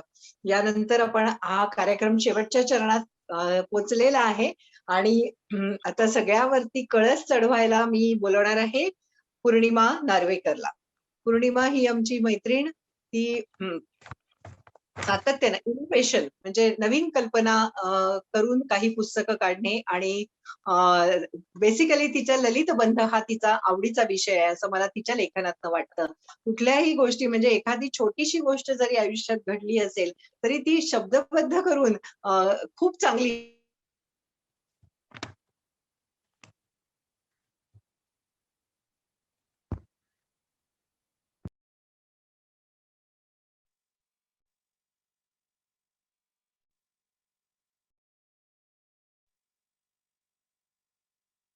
करते आणि ते ललितबंध आमच्यापर्यंत सतत पोहोचवत असते. मागच्या वर्षी सखी मंचचा दिवाळी अंक तिने काढला होता आणि अत्यंत सुंदर कल्पना लढवून तो ही दिवाळी अंक तिने तयार केला होता आणि त्यामुळेच आम्हाला या ग्रुप मधल्या अनेक लेखिका ह्या जवळून पाहायला मिळाल्या, वाचायला मिळाल्या आणि त्यांच्यातल्या कलागुणांच्या ज्या गोष्टी आहेत त्या माझ्यापर्यंत आणि आम्हा सगळ्यांपर्यंत पोहोचल्या. सो पौर्णिमा, तुझा ललितबंध ऐकायला आम्ही सगळेजण उत्सुक आहोत.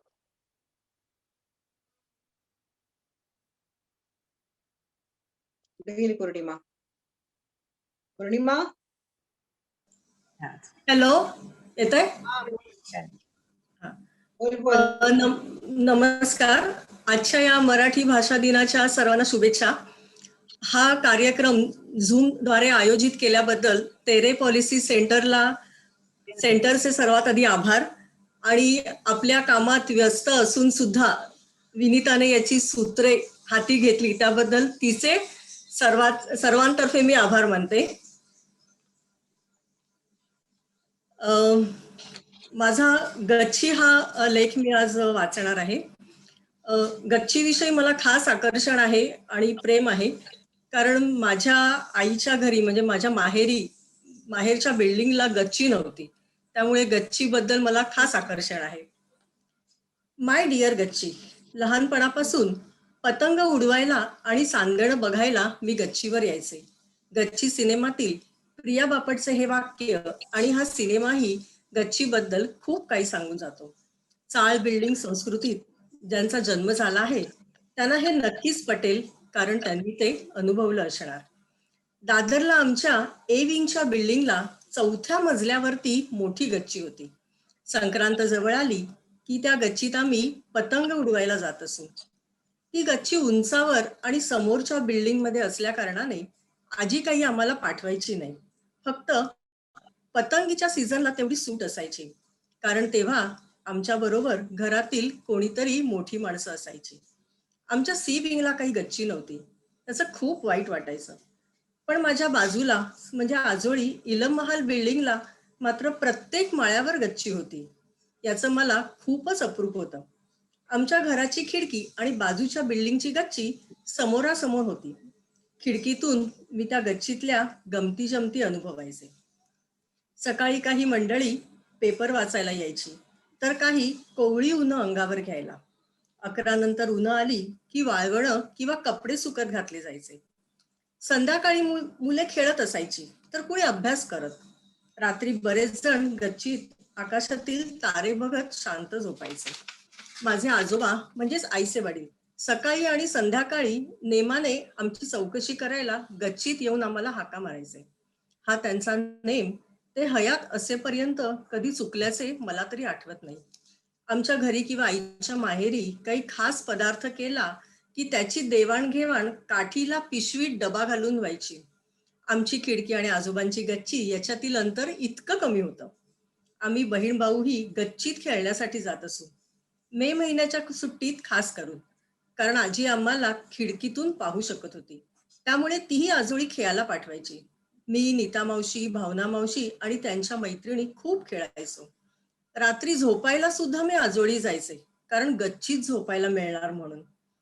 चिक्कार गप्पा मारायचो आणि खिदळायचो.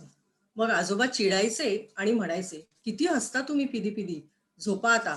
आजूबाजूला लोक झोपली आहेत, त्यांची झोपमोड व्हायची. चांदणं बघत बघत कधी शांत झोप लागायची ते कळायचंही नाही. 10 बाय 10च्या खोल्या, त्यात माणसं मात्र खोलीच्या आकारमानापेक्षा जास्त. मग अशा वेळी ही गच्चीच खूप जवळची आणि आपली वाटायची. घरात काही प्रसंग किंवा कार्य असलं की गच्चीत मांडव घालून ते पार पाडलं जायचं. हा अनुभव गच्चीचा सहवास अनुभवल्या सर्वांचाच असेल. घरात काही भांडण झालं तरी मनसोक्त रडण्यासाठीही गच्चीचा कोपराच जवळचा वाटायचा. जीवाभावाच्या मैत्रिणीसारखी ही गच्ची सगळ्यांना जवळची वाटायची. कालांतराने चाळ संस्कृती जाऊन मोठमोठे टोले जंग टॉवर बांधले जाऊ लागले. गच्चीचे आधुनिक बारसे झाले टेरेस. हा टेरेस आता सर्वात वरती. त्याचा उपयोगही मोठ्याल्या पाण्याच्या टाक्या बांधण्यासाठी किंवा डिश अँटिना बसविण्यासाठी होऊ लागला. कधीतरी नववर्षाच्या स्वागताचे कार्यक्रमही होऊ लागले. या टेरेसला मात्र गच्चीची सर नाही. मन मोकळं करून मनसोक्त रडून पुढे लढायला उभं करणारी ती गच्चीच.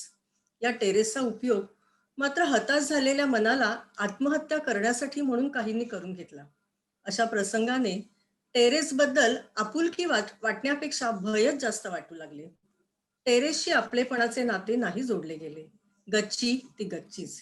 से द बँड याचे गच्चीवरून हे गाणे खासच आहे. गच्चीच्या सहवासाचे आणि आठवणींचे.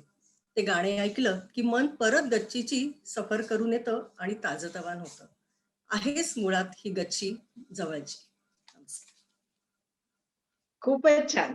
म्हणजे पुढचा जागतिक मराठी दिवसाचा कार्यक्रम आपल्याला गच्चीवरती करायला हरकत नाही, नाही का? अधिक जास्त जिव्हाळ्याच्या गप्पा आपल्याला त्यामध्ये मारता येतील. मैत्रिणींनो, खरंच आजचा हा कार्यक्रम खूप छान संपन्न झाला. अतिशय नेटकेपणाने आणि वेगवेगळ्या ठिकाणून आपण या कार्यक्रमामध्ये सहभागी झालो. मला होत असं नाही, मुंबई वेगवेगळ्या प्रांतातनं आलेल्या आपण सगळ्या सख्या आजच्या ह्या कार्यक्रमाला आपण चांद लावली असं म्हणायला हरकत नाही. कार्यक्रम संपत असताना मला पुन्हा कुसुमाग्रजांचं कौतुक करावंसं वाटतं. आज त्यांचा जन्मदिवस आहे आणि माझे ते अत्यंत लाडके कवी आहेत. त्यामुळे मी फक्त 2 शब्द त्यांच्याबद्दल, पुन्हा 2 कविता त्यांच्या म्हणणार आहे आणि मग आपण आसावरी भैरविनी या कार्यक्रमाची सांगता करेल. कुसुमाग्रजांनी अनेक लोकांचं कौतुक त्यांच्या लेखणीतनं वारंवार केलं होतं. बालकवींना मानवंदना देताना कुसुमाग्रज त्यांच्याबद्दल असं म्हणत असेल की हे अमर विहंगम गगनाचा रहिवास. हे अमर विहंगम गगनाचा रहिवासी, त्या नील सागरावरचा चतुर खलाशी. प्रिय सखा फुलांचा ओढ्यांचा सांगात, प्रिय सखा फुलांचा ओढ्यांचा सांगाती, त्यांच्या स्तव धुंडून ताराकण आकाशी, आणसी धरेवर अक्षर त्या धनराशी, आणसी धरेवर अक्षर त्या धनराशी. अशी ही मानवंदना जशी कुसुमाग्रजांनी बालकवींना दिली, तसंच कुसुमाग्रजांबद्दल त्यांना जेव्हा ज्ञानपीठ पुरस्कार मिळाला, त्यांचं नाव एका ताऱ्याला दिलं, त्यावेळेला कविवर्य वसंत बापटांनी कुसुमाग्रजांबद्दल असं म्हटलं होतं की हे कुसुमाग्रज तुम्ही गगनाचे रहिवासी, परिकृतार्थ केली तुम्ही मराठी माती.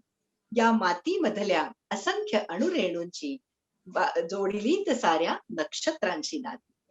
तुम्ही कुठे कधी कुणा केला उपदेश, तुम्ही कुठे कधी कुणा केला उपदेश, परी कवी कुलगुरू ही पदवी फक्त तुम्हास, परी कवी कुलगुरू ही पदवी फक्त तुम्हास.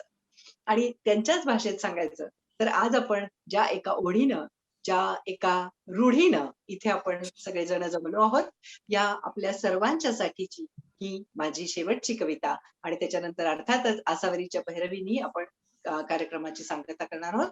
कुसुमाग्रज या कवितेत असं म्हणतात, महासागराचं चरित्र मला माहित आहे, महासागराचं चरित्र मला माहित आहे, मला माहिती आहे त्याची महती. पण मी राहतो आहे फुलांच्या पाकळीवर, अवकाशातून उतरलेल्या दहिवराच्या एका लहानशा थेंबामध्ये. मला हेही माहित आहे की जगातील साऱ्या थेंबांवर अंतिम मालकी आहे महासागराची. आणि तरीही माझी बांधिलकी पृथ्वीला वेढणाऱ्या त्या अफाट सीमाहीन महातत्वाशी नाही, तर ती आहे माझ्याच अस्तित्वानं उथंबलेल्या स्फटिकाच्या या लहानशा थेंबाशी. कारण माझी बांधिलकी ज्ञानाची नाही, माझी बांधिलकी ज्ञानाची नाही आहे, फक्त प्रेमाची, फक्त प्रेमाची. मैत्रिणींनो, अशाच प्रेमानं एकमेकांबरोबर नांदूया आणि अर्थातच आपल्या मराठीचं भविष्य उज्ज्वल करूया. आसावरी सुरू करतेस? हा, खूप छान विनिता.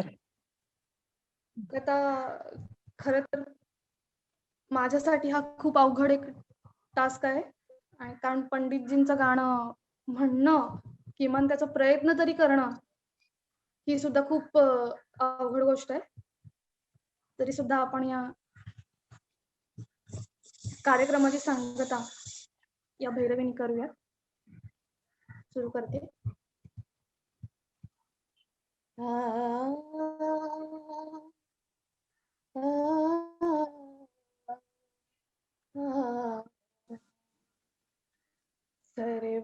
सर्वात्मका सर्वेश्वरा, सर्वात्मका सर्वेश्वरा, सर्वात्मका सर्वेश्वरा, गंगाधरा शिव सुंदरा, गंगाधरा शिव सुंदरा, गंगाधरा शिव सुंदरा, जे जे जगी जगते तया, जे जे जगी जगते तया, माझे म्हणा करुणा करा, माझे म्हणा करुणा करा, सर्वात्मका सर्वेश्वरा, सर्वात्मका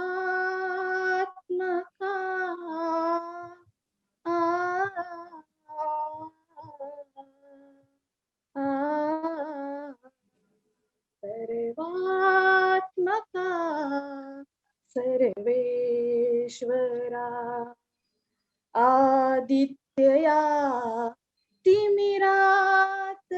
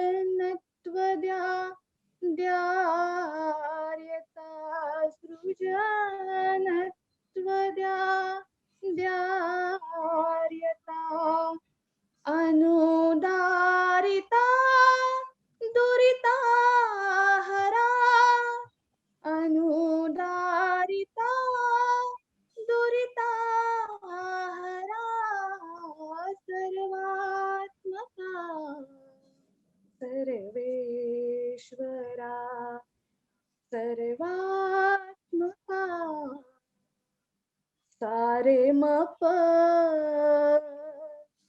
म म प ग द प म प द प म प रे सा स रे वात्मका सा ग म प द प म रे सा सा रे म प द प म ग रे सा द प म ग रे सा द प म ग रे सा द प नी ध प द प म प म ग रे ग म ग रे सा रे वात्मका सर्वेश्वरा गंगाधरा गंगाधरा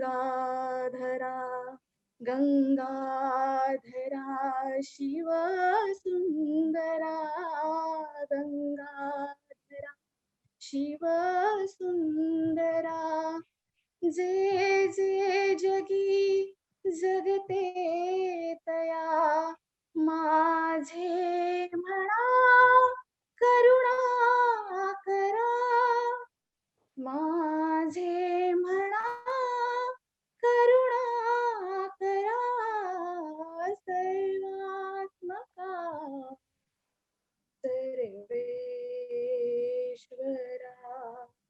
सर्वेश्वरा सर्वेश्वरा. धन्यवाद. धन्यवाद. छान छान. सगळ्यांचे मनपूर्वक आभार. पुन्हा भेटत राहू. नक्की.